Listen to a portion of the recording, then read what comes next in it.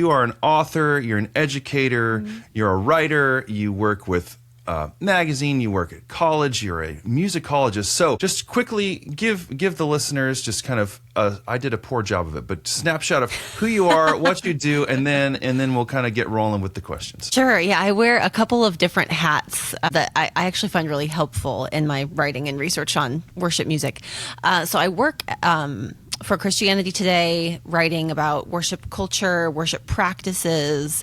I do some writing about music history there. I also teach at Grandview University, which is a small liberal arts college. I teach some courses in their music departments and their theology departments. So a course I teach quite often is worship and the arts. So I'm often teaching about Christian worship, but to non-religious students, which I have found a really helpful source of insight personally.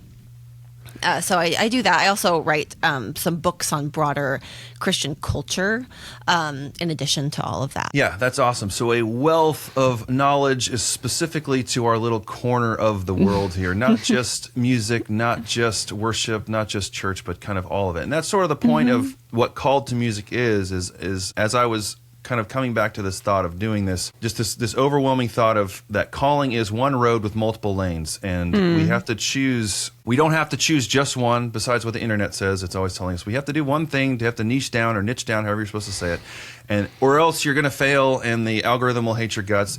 But you know what? That's not what God says. God has given us multiple gifts, and I think you can speak to that. But before we get into some of that more nitty-gritty stuff, when did you feel first called to music? When did it kind of all begin for you? For probably since before I can remember. I grew up in a household of musicians and a family of musicians, and I think a lot of people who become church musicians fall into it that way. Yeah. You grow up in a household with people who love music and love to make music together, which I very much had.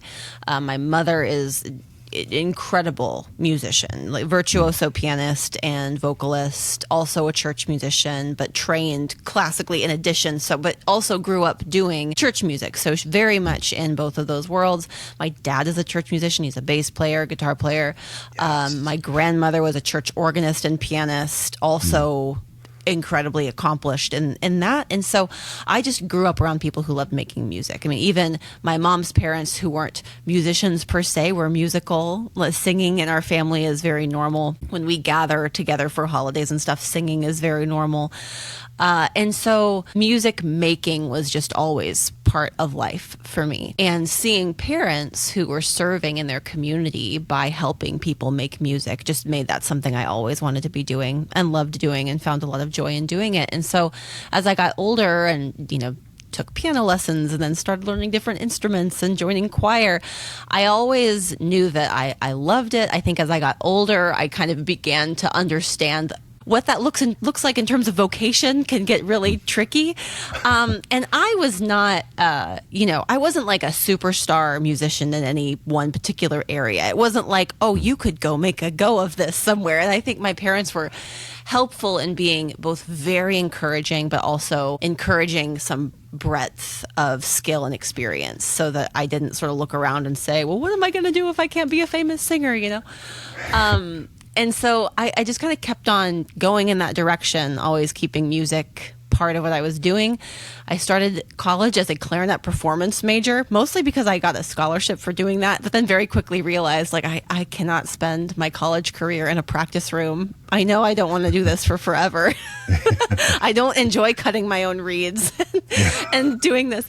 So ended up becoming an English major and was a music major, music minor at that point, and then just kind of kept on going. I loved serving. I led music for our campus ministry. I was part of Campus Crusade for Christ at my university, which was a pretty big chapter. And so I was able to continue doing that and loved it, but didn't have a sense that I would be called to vocational ministry in that way either. And so I think just as I kept on sort of moving through college and into the professional world, music was always a part of something I was doing. I loved writing about it. It felt like a real pie in the sky idea to think that I would ever get paid to write about it. Like, who gets to do that?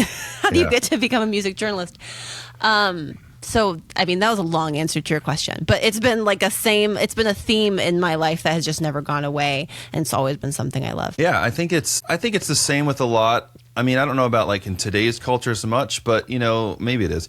But it's like the entry point to a life in music seems like you need to be in a band, or you need to be like at church and kind of doing, which is similar. I mean, it is in a band in a sense, but there's no access point. It's like, go over here to have a career in music, because it's such a wide range of possibility. So how did you go from like, wow, how could I ever, like you said, like just this wild idea of getting to write about it, to where it was like, this is actually a thing that I'm going to do. You blended your college degree, you blended your personal experience and your family encouragement, which is all amazing. But like, when did it become like, oh, this is actually how I'm going to like make a living? Well, so I love reading, writing in school. I've always loved school. So I decided to get a master's in musicology kind of when I was floundering a little bit, just in terms of where to go. I was engaged to someone who was on staff with Campus Crusade for Christ, who was in full-time ministry and was considering, overseas ministry. And we were just sort of figuring out what was going to happen with that. I still loved school, so I thought I'll just stay here where we were both living in our university town, and get a master's and get a job at a think tank. So I was able to kind of stay in academia. And that gave me a taste for academic writing about music and study, which I loved and still do to this day. I went on to get my PhD in musicology. So for a while, it was like, oh, I could write about music and study music as the non-performer and do this in this kind of cloistered academic setting where it doesn't really matter if nobody reads what I write. It's just interesting to do it. And I'm kind of glad I had that experience, because when you get a PhD in musicology, you assume that anything you write will be read by like 2 people, maybe ever, right? It's sort of something that you do if you love it and for no other reason, because there will be, aside from other musicologists, there's going to be no like widespread recognition for any of that work. But one thing I found while I was working on those degrees was that my colleagues who are not particularly religious and not plugged into the evangelical world that I was in, they were really fascinated by the potential for a musicologist to comment on contemporary worship music, because there's so much interesting stuff that people do with music in the church world. And sometimes it gets pushed aside, either to people who are in religious institutions. So this is a study for theology people. This isn't a study for musicologists. But I actually think the training that you get to study music history and then to study the things that people do with music in culture really prepares you well to kind of take an objective look at what's happening with music in the church and ask some different questions. And so as I was doing that, I started to think, well, maybe someday this would be something that, from the perspective of a music historian, I could pitch some articles here and there. Maybe somebody would be interested in that kind of a perspective. But it wasn't until after I'd finished my PhD that I even thought about pursuing that. I had really young kids. I had my first when I was working on my PhD, the second right before I defended my dissertation, and then the third right after I defended my dissertation. So at that point, it was like, well, who knows if I'll ever do anything else again.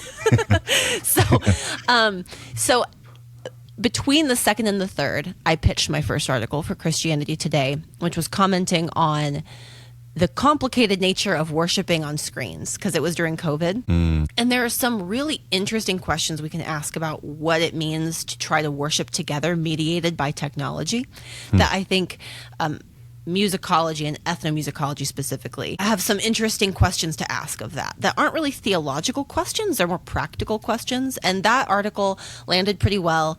And then we just kept on going from there. I found an editor who really liked my work and was interested in saying, well, do you have other things that you'd like to write about? Because this is a different kind of perspective.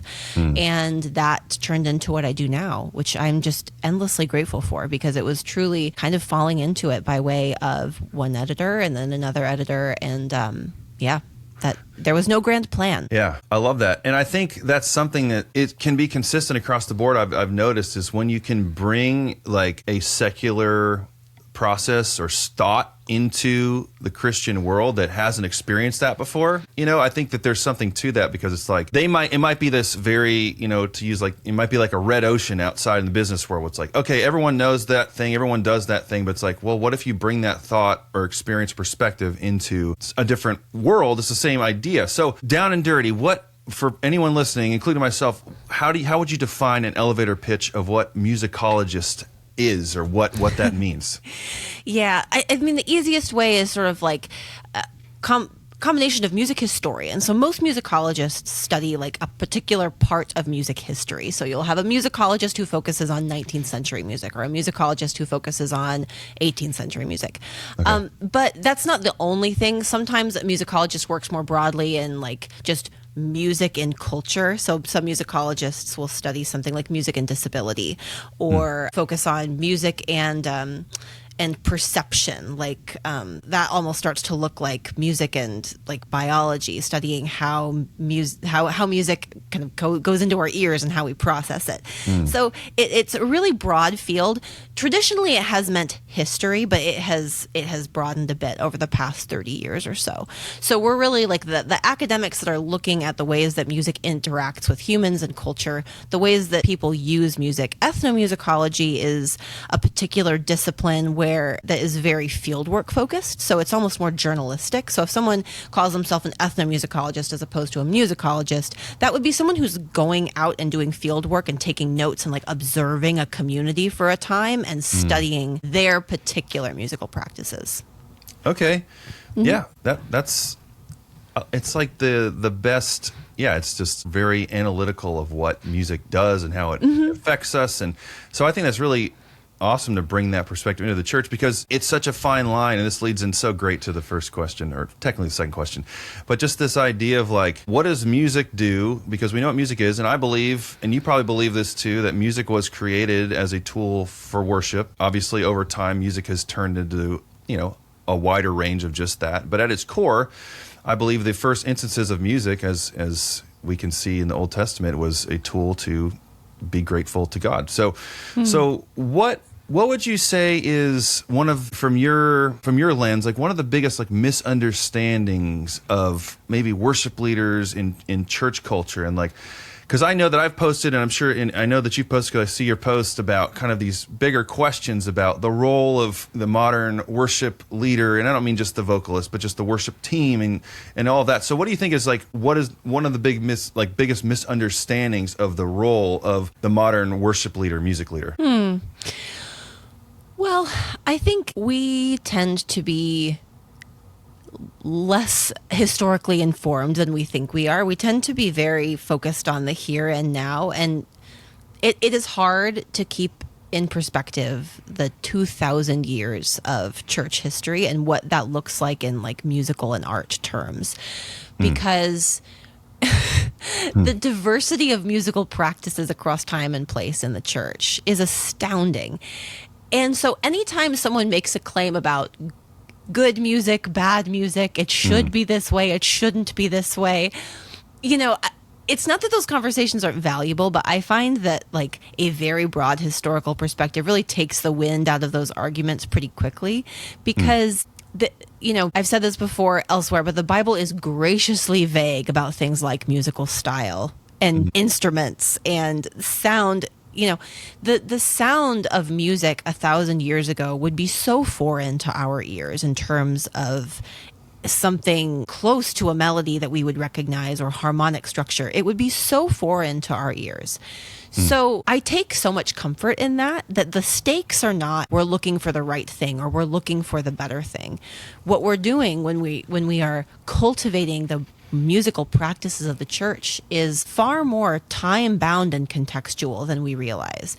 And so I'm quite sympathetic to people who care a lot that the people in the congregation like the music, because of course we are. Like, of course we want to like this. We are cultivating this garden of practices, and it changes with every season of the church, with every generation of believers. And people bring their perceptions of music with them. And those actually do matter. There is no gold standard, universal, historically grounded tradition that we are trying to find or trying to discover. We're just making music together. And we are doing that in service of worshiping God, but the practices themselves are so fluid and subjective. And I think some people hear that as like a really wishy-washy thing, but I actually think it is incredibly freeing and helps us love each other better in the context of disagreement, because they're just disagreements about music, right? Yeah, it's no different than doctrinal differences, right? I mean, because I always joke, like, there was a point where someone in a congregation is like, what are they playing this newfangled Amazing Grace song? What about the old stuff? It's no different than now, right? Like, at a point, everything is new, and seems like no one likes it because new is change and they don't like change. I mean, I often think that it seems like we're time stamped by when we had our first impactful experiences with music, and that was the genre that we think is the best, not because it's the best, but it's because that's when we first, like, I remember having such a moment when I heard How He Loves for the first time, and I was like, why am I crying? I was like, this is the first time where it's like, it's not like church music is what I listen to at church, and then this music I listen to at home. It's like, oh, I want to listen to that song at home, So now whenever I hear 2010s music, that's just what moves me, because that's the time period. What do you think about that? Do you think how much like weight does that carry? I think that's incredibly important. I mean, I do think we are all a little bit time stamped, and that is so normal and natural. There are a lot of studies that show that the music that we listen to in our teens and early 20s is so formative emotionally that it always stays that way. Even if you move on from whatever phase of your life you were in those years, that music will always have this this place in your brain and the way you perceive the world and music more broadly.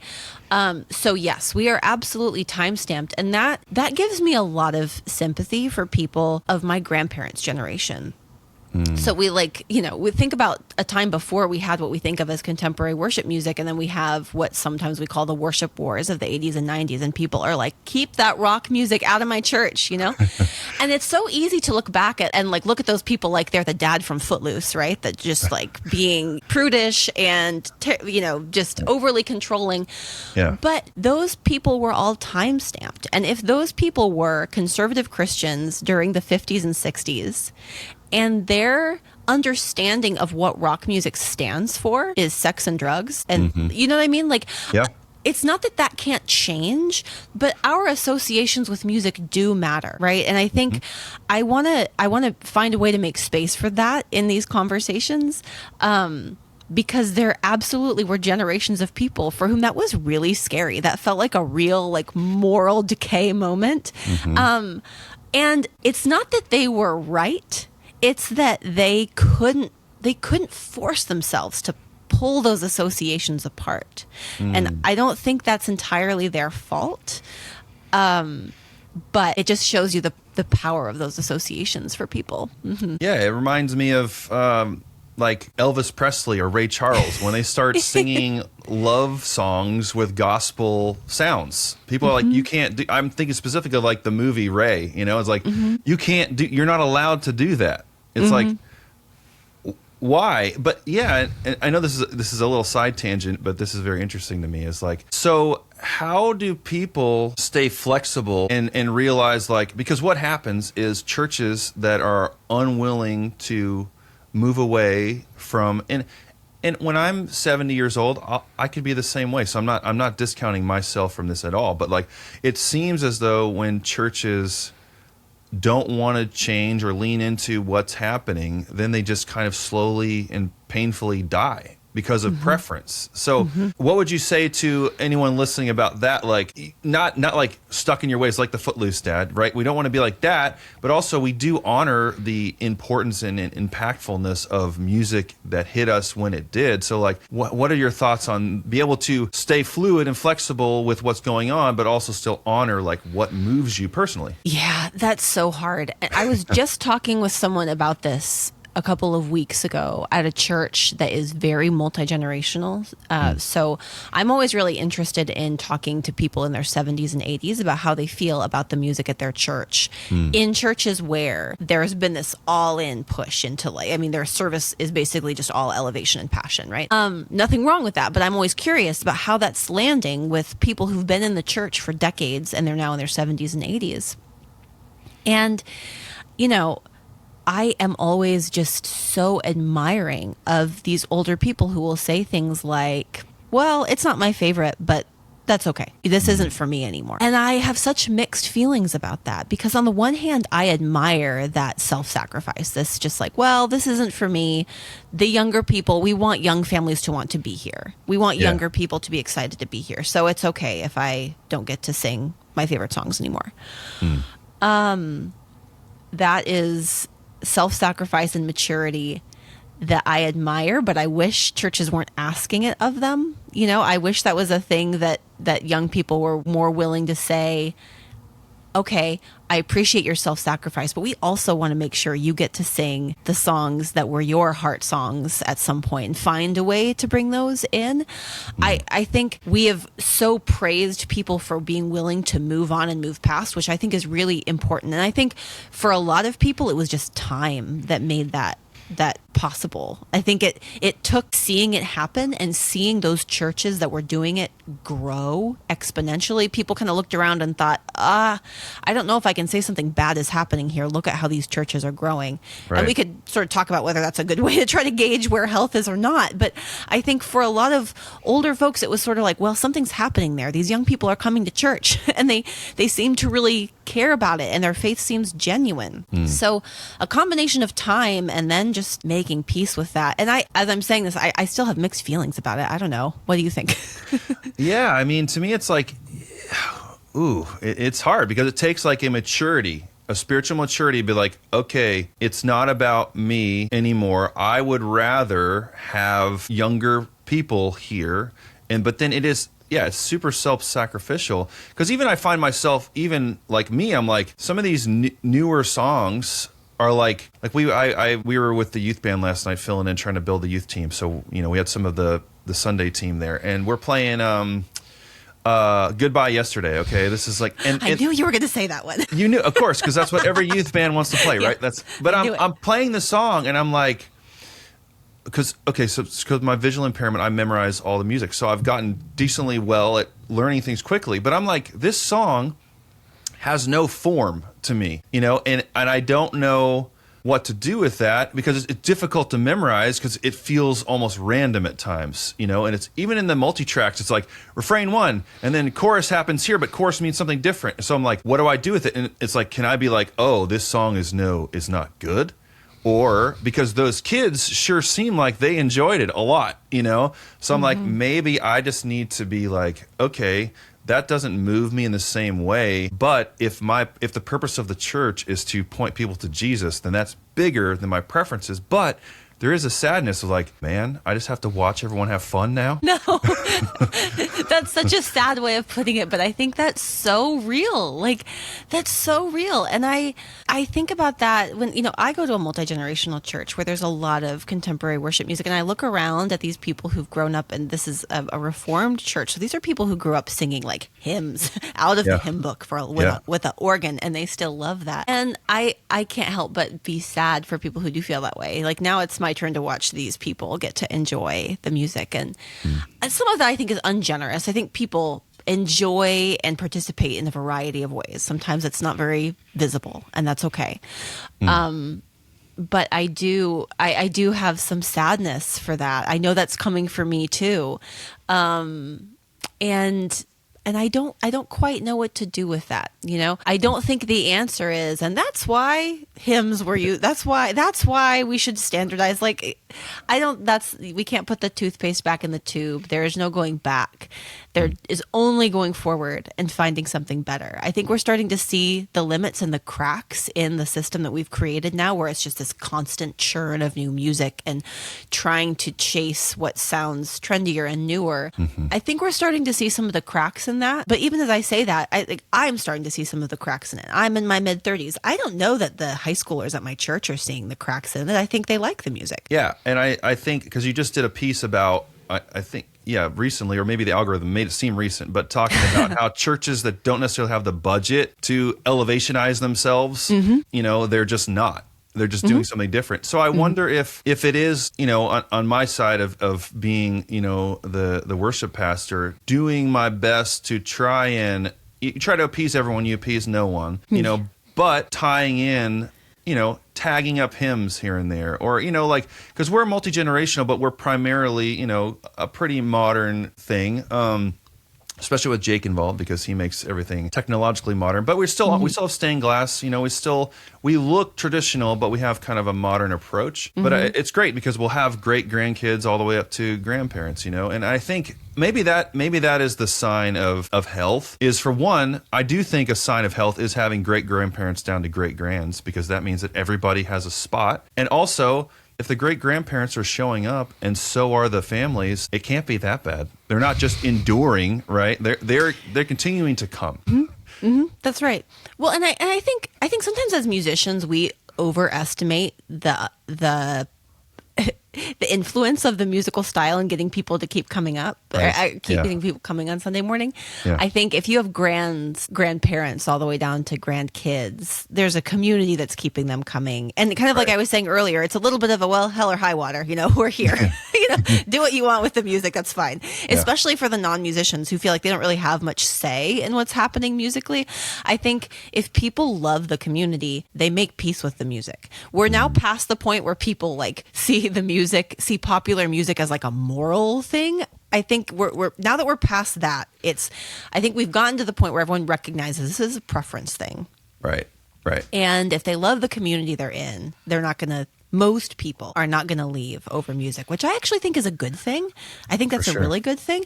But I also think that's a sign that worship pastors can stop worrying so much about making it perfect. Like, if people aren't going to leave, what's then stopping you from trying to do something that's a little bit more maybe scary and organic and experimental toward your own congregation, right? If you're at the point where you're kind of trying to do the greatest thing and people don't seem to be like super engaged, but it's like the trendy good thing to be doing, that people are kind of with you regardless. So what do you have to lose in trying to do something that's a little bit more plugged into what your particular congregation might do without that influence? Does that make sense? Perfect sense. Yeah, I have a theory that a person's going to come back to church because they have a friend to meet at church, more so than the preaching style, more so than the song style. I mean, maybe that's what gets them there initially, because that's the thing that they're into. But really what's going to keep them there is the community, So it's not so important that we have whatever we think, whatever Instagram or whatever tells us that we should do in order to be cool like everyone else. That's literally not important at all, But it seems so important because the phone keeps telling us that it's the most important thing, So it's like letting that go and realizing that community is Jesus is what gets them there, but the community is what keeps them there, I feel, more so than anything that we can possibly do. So one of the things that I've always found kind of actually sad is the tenure of a lot of worship team members, staffers, but also, just volunteers in general too. Now, I hate saying just, because volunteers are actually the thing that makes the whole thing work. And that's where I started too. That's where I got suckered in, just playing bass in the band, and all of a sudden, now it's your job. I know. All of a sudden, it was not my plan, but I'm grateful for it. But what in all of your analysis, what are the things that you think you see traits in people? And we can speak specifically to, I guess, staff people here, or just worship team members, like that keeps them in sustaining, or they get burn out and leave and try to jump ship. I know it's a big question, but what's kind of your opinion or view of that? I think the answer is different for volunteers and for leaders. So there's a group of researchers. It's called Worship Leader Research, and they just released some data about like mental health among worship leaders.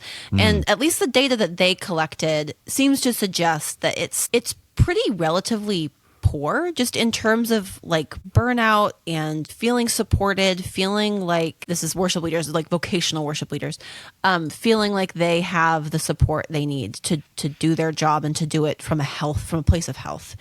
And I've written about this before, where I think worship leaders currently carry so much burden for the optics of the church. Like, if you hire someone to be, a lot of the time, this isn't always, but a lot of the time, the person who gets hired to be the worship leader may or may not have a ministry degree, but they probably are a decent musician.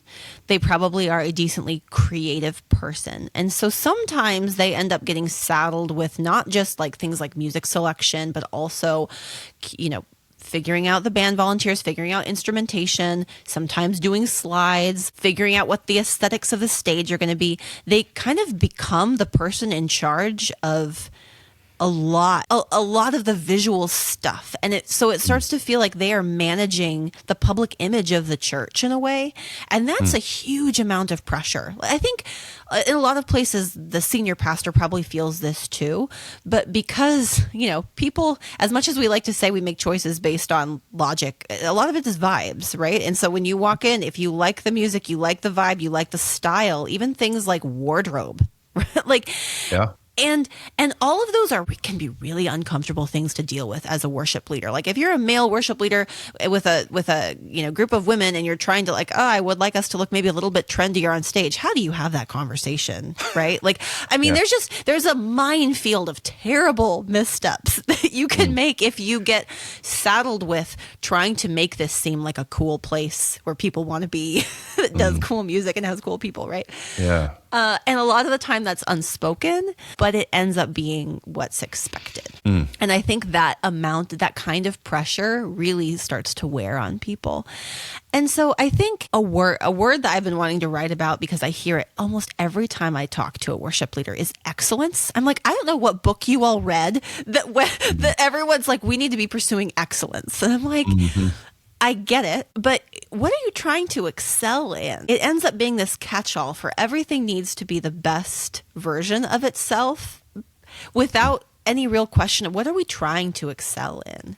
And I think it would probably help with burnout among leaders if there was a real frank conversation between worship leaders, musicians, senior pastor, elder boards, like, what are we trying to excel in here? Like, what does an excellent Sunday morning look like? And why do we think that is what excellence is? Like, people can go somewhere else and go to an excellent concert. Like that exists elsewhere, and it will be better than what we can do here. So what does it mean for us to excel on a Sunday morning? Like, what is it that is more than just production? And then figuring out what cannot be such a big deal, right? Like, because if everything feels like a big deal, everything feels like it has to be excellent. Gosh, that's so much pressure. So I think that is probably part of what's causing burnout among the leaders, among people who are bearing responsibility for it. Volunteers, though, I mean, you get a real mixed bag when you interview volunteers in terms of what people want and what people care about and what people are bothered by. Because you do get people who volunteer for music ministry because they really like being on stage, right? Like you get that sometimes. Yep. You also get people who just really love to play bass, and they're happy to be there, Yep. So sometimes, I want to acknowledge this for worship leaders, because I feel like it's easy to come down on the leader when a volunteer feels like they've been hurt in some way. And sometimes there is hurt. Sometimes there is a volunteer who wants to be a main character, right? And then burnout just means I'm not getting what I want. I think that's usually the exception, but I do know that happens. But I think the churn of new music, especially for older volunteers, can be very overwhelming. I mean, there's stats out there about how long music now stays on CCLI as opposed to like 20, 25 years ago. And it is so short. The shelf life of these songs is so short. And for older volunteers who are not used to that kind of turnover and who are learning new music every time they play, that can be really overwhelming. And older volunteers tend to age out as they feel like they don't fit in there anymore. They feel like this music isn't for me, which I always think is a real tragedy too.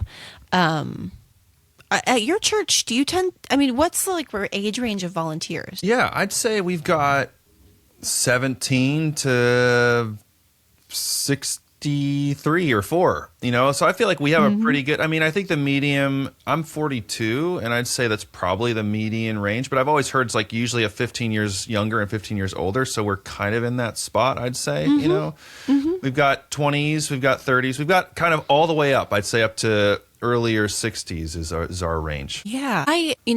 I think the amount of time volunteers stay has more to do with just the music. I mean, people come and go from churches for so many reasons now. Sometimes it can be hard to say why people are leaving and dropping off quickly. Yeah. Would you say it's difficult to find new volunteers in the church? Do you have to go looking, or do people come to you? So I've never found success. Not that I've tried it a ton, but I've always felt like people come to me that are the best sustaining volunteers, because I always say my best recruitment tool is we do the thing that we love to do, and the people want to do that with us, and it is a little hard. I'd say in the tech side of things, it's a little more ASCII, maybe have to put that in our newsletter or something like that, because I don't have as much interface, with them as I do with the band, obviously, because band we're working through songs and there's more practical overlap there. But yeah, I've never really had to. I found that if I go and I don't know, this might be me being a little bit of a punk. I don't know. But I feel like if I have to chase somebody down, then they don't really want to be there. Yeah. So that's kind of my principles. If any time I've been oh, this person would be great, but if they're not interested, or if I'm having to kind of convince them, then it's just not going to last, in my experience. So yeah, that's probably true. Yeah, I do not. My one experience overseeing volunteers was I was working at a nonprofit overseeing college interns, and it's hard work. It's hard work. Yeah. Navigating what it looks like to ask for consistency and faithfulness, knowing I'm not paying you, is so hard. I do not envy worship leaders, pastors, that job. That is hard work. So, kudos to you for doing it. Well, one thing, thank you for that. Like you said, you kind of come in as a musician, and because you have some skill or ability, you get elevated sometimes, and then all of a sudden you're a team leader. And there's that's right. so much more than just playing songs. It's scheduling. It's, the nuances of I sent out texts earlier today about, adjusting practices because somebody's, there's so much ongoing nuance. And I think too, as my leadership voice, I don't know if you've done those before, but I'm a nurturer guardian. So it's I'm always thinking first of the people. And so that also wears me out, because I feel responsible for the health of everything. And I've told this to Jake before, actually. It's in my brain, and I'm working on this. So it's, but it's I feel like it's up to me to keep everyone at total peace with each other at all times. And that's obviously ridiculous, but there is that element. But one thing I wanted to say, and you talked about excellence, and this is something I've thought about, and actually it's in my team documentation, is I think that excellence is just the church's way to say perfection. And I think my big vote, and maybe this would speak to, your thought process, is obedience over excellence. Obedience, excellence should be a result of obedience, but it becomes an idol because it's this pursuit of perfection that that the church is calling excellence. At least I know that's pretty strong language, but I feel like that's what it is. Yeah. I try to think about what a better word. I think obedience gets to it. Sometimes I want to say just love of neighbor over excellence. But then I said that to someone recently, and then they were like, okay, well then what do you do when the pastor's wife wants to sing the offertory and she's terrible? What does that look like? And I'm like, okay, I understand. You have to have some some standards, right? Like what they were trying to say to me is like, you cannot live in this fantasy world where you can say yes to everything and have no standards around what you want Sunday morning to look like. So I get that. And it's easy for me because I am not in charge of a ministry. So I'm the one over here asking big questions and being all idealistic. But I do think it is like a combination, and maybe there's like a spectrum that someone needs to, but I think love of neighbor needs to go into that equation somehow, and obedience needs to go into that equation. And I think perfection should be a pretty small part of that equation, but I also think that quality is an ingredient. I just don't know what that looks like for every church. And I think it looks different for every church because some of it is just dependent on who you have, right? Like not everybody has professional musicians. It takes a lot less effort for my friends in Nashville to have like a musically perfect Sunday morning than it does here in Des Moines. There is not a critical mass of professional musicians hanging out here. And that's okay. But in the age of social media, we've lost our ability to kind of calibrate realistically and be okay with where we are. Like, this isn't Nashville. This isn't LA. We don't have just, there's not like a professional musician sitting in my backyard right now. In LA, there probably would be, it's just a different thing. But I think that's smart to start thinking about like what other constellations of words could we use instead of just excellence? Because it seems like the result of the pursuit of excellence is what we have now. And I don't know if that's what we want, because it seems like there's a lot of comparison and competition and fanciness. And, it could even say idol worship, a lot of this stuff. And I'm not being, cringy guy down here. It's just like, it just feels like the result of where we've been heading is a sad. One time I had a conversation with my nephew who he's not like a church kid, but he has gone to church sometimes, and he's like, why is worship music so sad? That was his opinion of hearing it. Why is it so sad? I know. And I was like, yeah, it's like it should, not that everything needs to be happy, happy, joy, joy at all, but, and I do think there has been kind of a reemergence of like more fast songs. Like once the belonging did the joy, it was cool to be happy for a minute, So like, yeah, that's right. But everything is so determined by what the big guys do. It's like, and again, it's only what we see, So like, it's probably a small fraction of what churches are actually doing. But I mean, in your experience, this is not, this is a little side tangent, but like, what is your experience kind of on that meter of like, because there was a time where it's like everything was like the BPMs are getting slower. Like Goodness of God is like, oh no, now we're down to 62 BPM. How low can we go? Like, and that's a great, amazing song. But like, have you noticed that? Like, what do you think on the musical side? How has like the landscape kind of changed from your perspective? Man, it has changed so much. And some of my friends have done some really fascinating research on like the BPM range and how that's changed, because I came up, really jumping into contemporary worship music in the early 2000s in like the Matt Redman, David Crowder, Chris Tomlin. Yep. And that, you had a big range of BPMs, and I was in charge of my church's high school youth band. And I can remember very vividly, like, we need slow songs, we need fast songs. And there were like extremes on both sides of those, right? Like you had some real slow songs, like Better Is One Day, up to Undignified, right?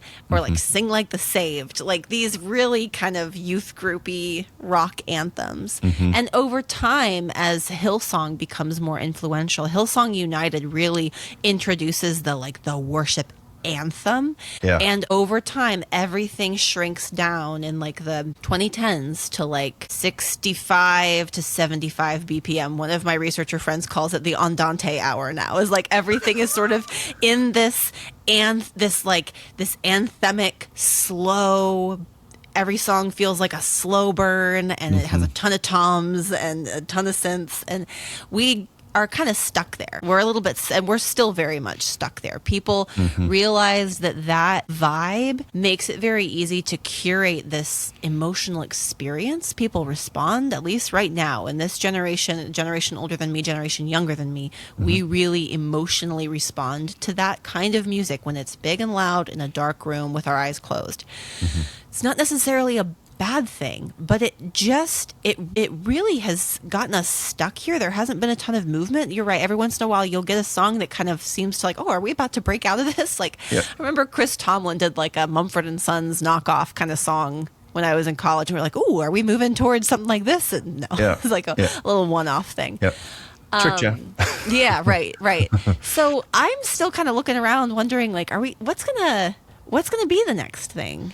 And I don't know, but we are definitely stuck there. And I think it's just because no one has found something that is quite so effective in getting the kind of emotional affect that they want for the sustained amount of time, that is also like easy to make with a band with the tools that we have. Right. One thing, for better or worse, about the music we have right now is it's relatively musically easy. You can pull it off, and now we have stems and multi-tracks that really help you pull that off. And I think a lot of churches can't imagine dialing it back because that feels like the most powerful thing they can do. So I don't know what comes next. That is... Yeah, it's like I always say, it's like the soccer chant. It's like, it's. I mean, even for a minute there in the middle 2010s, I mean, our bridges were literally just O's and ahs and stuff, right? It was like just the soccer chant because it's so easy for people. Like I love like United Pursuit, like Set of Fires and Break Every Chain, and like those songs. There was like it was just Great Are You Lords. Obviously, still sings like crazy to this day. 72 or 74 BPM 6/8. It's like it's the simplest thing possible. So that's what is hard. I'd say. Is like because it has gotten so simple, now everything seems like uber complex. If it's not like Elevation's last couple albums have not as much this last one, but the couple before is like, it's like we're like gospel chopping here, and like then nobody can pull it off. Like we could pull off Praise, and that was about it. So that's why it's been the number one song for like years. Yeah. But it's like it went like too far for people to actually be able to do. But yeah, and then you've got the other side. It's like the Gettys, which everyone loves that. And it's like that's so deep and like heart wrenching and like good. But it's like that's like the extreme opposite because that's like very hard. I mean, I know it's a bit more accessible, but it's like that's not for everybody either. So it's like yeah, maybe it just comes down to your own body, and it kind of. To that point, my next question for you was kind of in the spirit of this multicultural, or not multicultural, but multifaceted creative space in the church. Because something to me that I always battled with was, okay, I do multiple things, but like maybe that's not good because I can't really get proficient or overly proficient at any of it.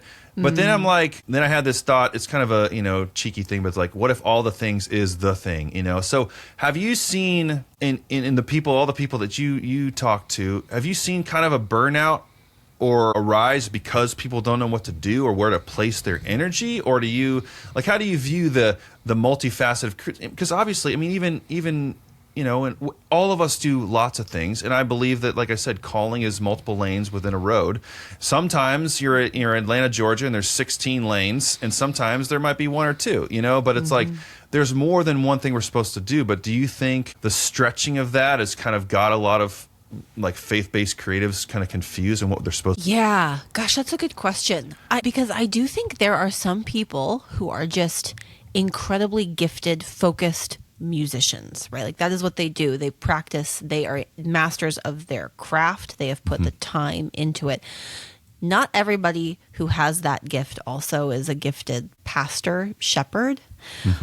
I think, churches are understaffed typically, right? Beyond what the amount of work there is to be done. And everyone is looking for someone who can do as many things as possible. And that's hard because pastors have always, church leaders, clergy have always had to do so many things. And I think some churches unrealistically expect to find the one person who is both like a professional grade performer, creative, and a shepherd of people. In my experience, that is very rare, especially if we're talking about hiring a young 20-something who's like just amazing at guitar and can sing. I think the range of things that we expect of people who are church creatives and musicians has changed. And I don't think there's always a real recognition that if you want someone who looks the part of what you want on the platform, you might not get the shepherding that the body of people you have actually needs. And what do you do about that problem?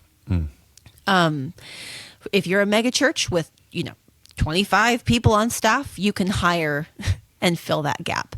But I think you need to be realistic about what that person you're hiring can and cannot do. Like there is, at least in some pockets, not every church is like this, but there are some pockets, especially in kind of non-denominational world, church planting world, to platform people very, very young.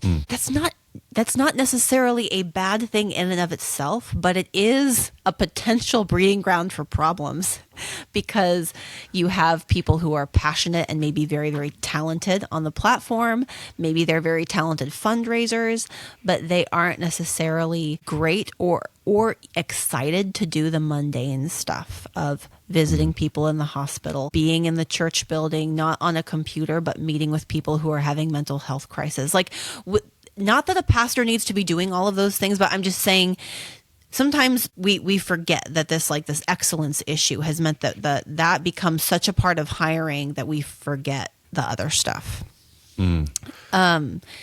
And so I think when I talk to people who are experiencing burnout, some of it is just there is not a realistic set of skills and set of job responsibilities that have been matched in the hiring process.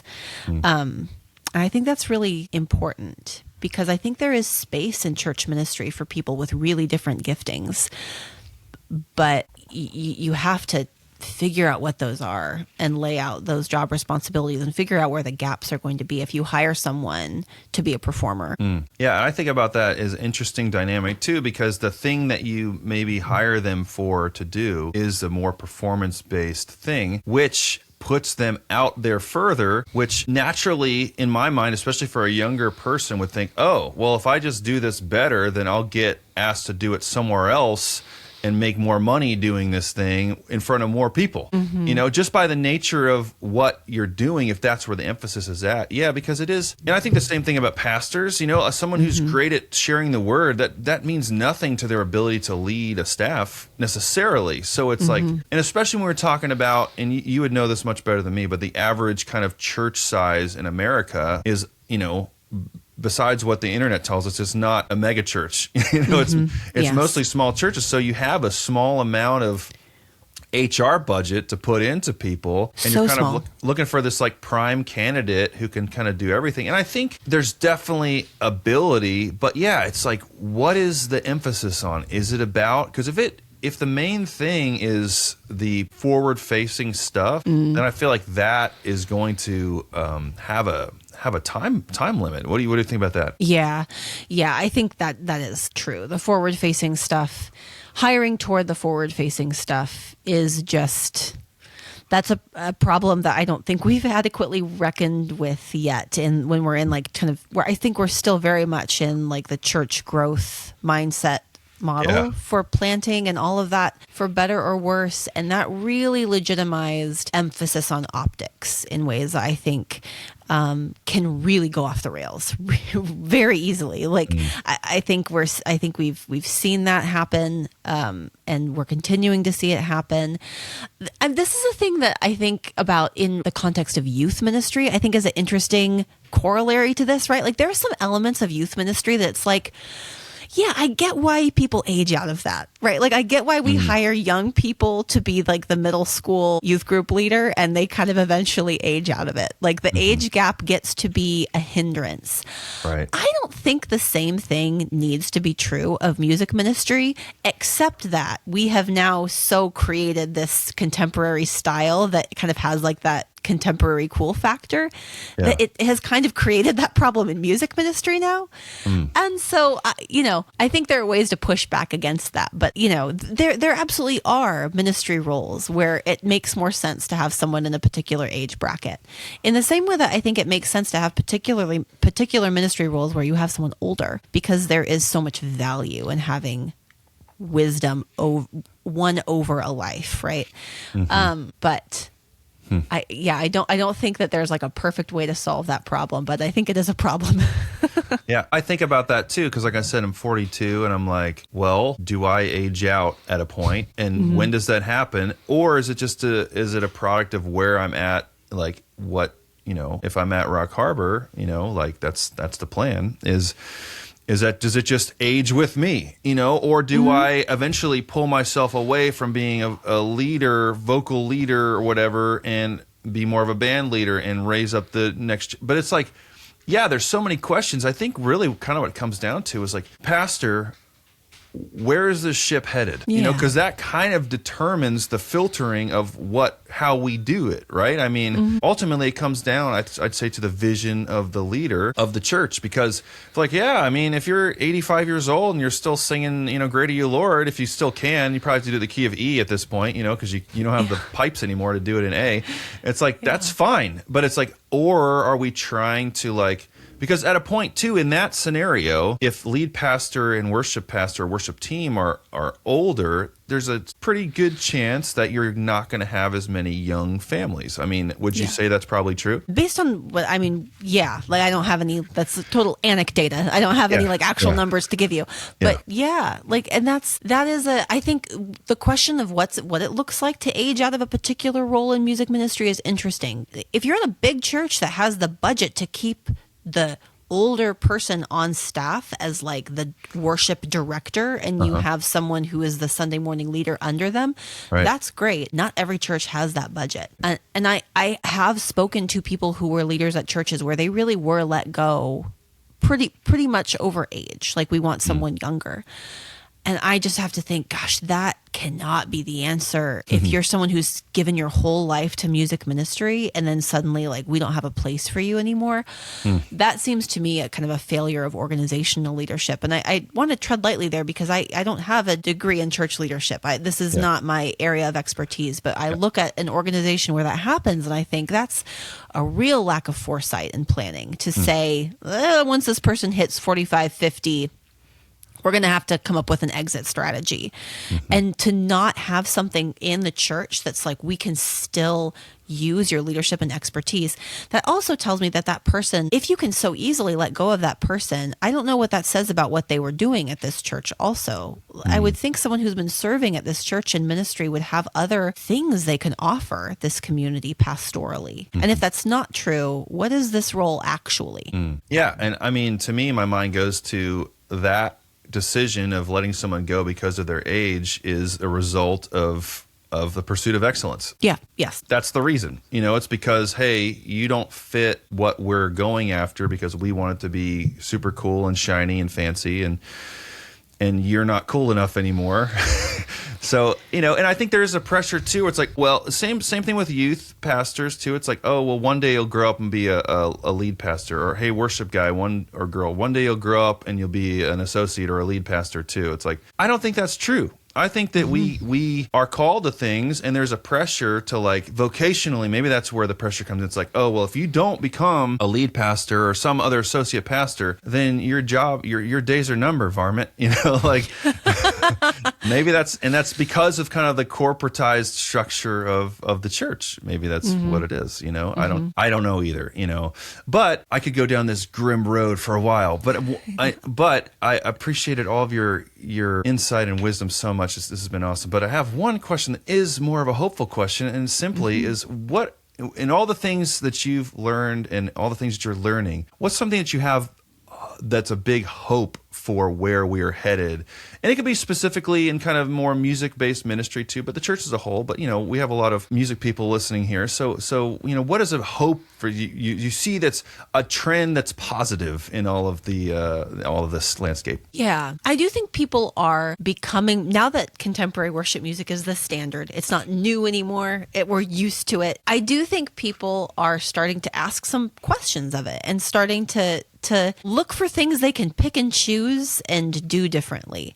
And that I'm not hopeful because we need to leave it behind. It's not that. It's just for a while it felt like this, just press forward. Like, let's do all the things. Let's add all the tech. Let's add all the music. And then when Bethel created Bethel TV and started sending videos around the world of what highly produced music can look like, everyone was watching those and, just taking in all of this media. We've been doing that long enough now that I think people are starting to recognize the cracks in a system that encourages everyone to try to copy that. And that encourages me. I rarely talk to a worship leader who's oblivious to that, who would say like, yes, we're trying to do exactly that.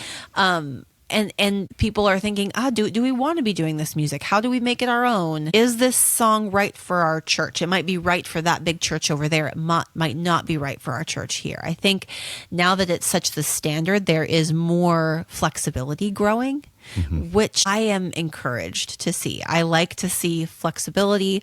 I like when I go to a place and see someone rearranging a newer song so that it makes more sense for the church that they're in. That kind of flexibility makes me excited. And I think people are looking actively for different things, for new and different things. And not from a place of like, burn it all down, but just from curiosity. Yeah. So on that, and I actually have one more question that just came up because for me, one of the things that I do is I write songs, and through that, bringing that into Rock Harbor specifically, this Rock Harbor worship has emerged, and we've released songs, and we're working on the next batch of songs, and it's not about being impressive, it's not about being like the thing, because Bethel TV. I mean, back in 2018, 2019, like we were all just glued to YouTube, like, okay, what song are we going to play next? Oh, Stephanie Gretzinger's singing this song, Reckless Love. That seems like I want to try that. And then it's like that becomes the thing. And we all did it. We all loved it. King of My Heart. I still love those songs because that's like in the era. But what do you see, or what do you speak? And I know you mentioned this a little bit on your recent post too, but like about maybe, I don't want to say the importance, because I know that it's not necessarily everybody's importance, but what do you see for like the creation of music for the house you're in, not just for the industry? Yeah. Gosh, there are so many great resources out there for churches that are wanting to create their own music to supplement the stuff that they can find out there. And I think that is such a powerful, helpful, but very scary thing to do. Like, songwriting, I am not a songwriter. The number of times I've been in a songwriting session is very small. It is very vulnerable. I'm sure it gets less so the more you do it, but it is a real vulnerable risk to sit down with someone and throw out ideas and try out vocal lines. Like, it's hard. But the churches that are doing it, I think, are finding it very, very rewarding. It's rewarding to sing a song that was written for your congregation by someone who knows your congregation. It does not have to be perfect. It doesn't have to be anthemic. But there is something about words that meet a congregation where it is that I think can be really powerful. And I'm seeing some like larger scale efforts to do this and some small scale ones, like churches that are pretty small, bringing in a group like United Adoration is one that does little workshops at churches, will come and say like, let's gather and we'll help you, right? Like, this is a hard thing. We'll help you do this. And then there are whole networks of churches that are trying to do this for their own theological distinctives. So like the Christian Missionary Alliance is one denomination that is trying to do this. There is a pretty big network of churches in the Midwest called the Cornerstone Network of Churches, and they produce their own music, and they have many different campuses, but they're trying to curate a group of songs that are specifically for that group of churches. And I'm really heartened by that. But I also acknowledge it's hard. It's a hard thing to start. It can feel really scary. But there are so many resources out there for people who want to do it. Resound Worship out of the UK does something called the 12 Song Challenge, where they like invite people to write along with them a song a month for 12 months, just to like grease the wheels and share with people online, stuff like that. My gosh, like if you're even remotely interested, just like go check out what other people are doing and see how sort of like homespun some of that music out there is, right? Like some of it is just helpful to see not produced worship music, what that can look like. And you can say, oh yeah, I could do that. Yeah. And I think that can be really empowering. Yeah. I mean, I think that writing for the church is biblically accurate. How do we sing a new song? I mean, we could sing someone else's new song, but I feel like it's, specifically with how much David did. And I mean, the largest book of the Bible is Psalms, which are a bunch of songs. And some of those are pretty intense. So, and Colossians sing songs and hymns to each other to, admonish one another. Like, I feel like there's lots of verses that we know that And I mean, I started taking trips to Nashville in 2017, got involved with Full Circle Music and Kingdom Songs music and stuff. So that really sparked my own thing. And now I've hosted songwriting retreats and stuff. And I've got a group coming in actually later this month to just write songs specifically for my church. And these are people that I've worked with, and we've written for Rock Harbor and their churches, because they're all coming from churches as well too. So I don't know. I think, the vulnerability piece is definitely difficult, but also I think it's like, we're two or more gathered and we just get to share, triumphs and traumas, and put it on paper. And then it's something about being able to, and this is something Michael Farron taught me, is like the thing about writing a song for your church is that what Paula is going through on the fourth row, and you can write a song to that, and that's something that Bethel TV can't do, and it's obviously no shade on Bethel TV, and they would say the same thing, I'm sure of it, they're in theory, I mean, they might be writing for industry, but also they might be writing for their people in their congregations as well. But taking, if you have any, passion or desire to do that, for me, I know it's part of who I am, but it's just very fulfilling and it's very exciting. And then to be able to, and I've found too that when I share songs that we've actually maybe even written at Rock Harbor, when we share them, there's just something that happens where people seem to know the song from the first verse. And I can't understand it other than it's just God's like, yep, this is what that's for. And so getting to experience that and stand in that. And then also on my, other songwriting stuff, getting to see other churches use stuff that I've been a part of too is there's just nothing like it. And I know that a lot of songwriters are listening to this. That's why I'm mentioning it specifically. But I don't know. You've seen the power in it. You've seen a kind of a rising tide in that, and I just feel like that is probably one of the big answers to like how do we deal with all of the genres and how do we deal with all of the scales of church size. Like, man, just do something for your church. What does that sound like? Because it's not going to sound like the other churches. And don't try to make it sound like the other churches. Make it sound like you. Let it be that. Yes. Be cool with that. Be obedient to that. And then watch what God will do is my experience. So... Yes. And I would say one thing that helps with that process, just get off social media for a little while. Like stop listening to the biggest name worship creators for a little while in preparation. Like, that's good. Because it takes so much time to get to be the level of someone in Nashville, and most people are not there. Don't compare what you're doing to people who've been doing this professionally for 30 years in rooms of people who've been doing it professionally for 30 years before that. Don't do that to yourself. Social media has really cooked our ability to calibrate and see like this is good. This is good, and it is useful, and it is edifying, and it's beautiful here. It doesn't need to translate to what Instagram wants it to look like. The algorithm has its own incentives, and that's not the incentives of church life.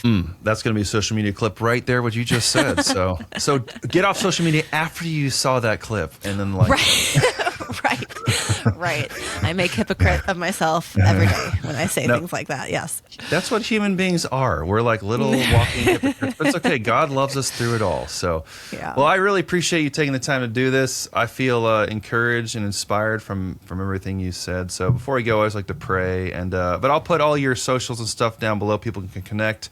They should definitely follow you because you're spouting off the wisdom in a world of social media unwisdom stuff. So I appreciate your voice of expertise and your opinion on this. So God, thank you so much for Kelsey. Thank you so much for how you've led her to being in this space that I'm certain she asks for your wisdom because she carries it. God, we thank you for what she's doing, God, and just what you're doing in and through her and just this entire community of just faith-based people trying to figure out what it looks like to be a creative in this world, in this dark and dying world. God, just continue to inspire us and anyone listening that you are with us when you ask us to be, God. Where two or more are gathered, there you are. God, we believe in your ability to shake things up, God, that just because things were a certain way doesn't mean they need to be that way. I mean, Jesus modeled that every single time he talked. The Pharisees were trying to keep everything as it was, and Jesus was doing a new thing, God. So let us follow in his footsteps, and that's what we're meant to do, God. So let us be like Jesus in our creative pursuits and bring new light to what you're doing. In your name we pray. Amen. Amen.